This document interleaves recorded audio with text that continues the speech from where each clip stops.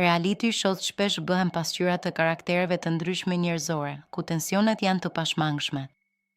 Sjellja e Monika Lubonjes ndaj Selina Zadrimës ka ngjallur reagime, duke u perceptuar shpesh si nënvlerësuese.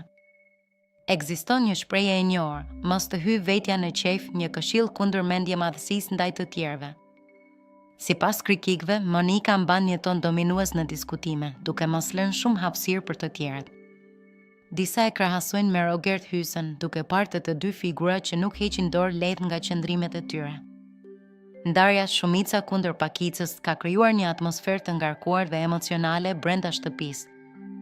Megjithatë, këto përplasje janë pikërisht ato që mbajnë publikun të interesuar në këtë format.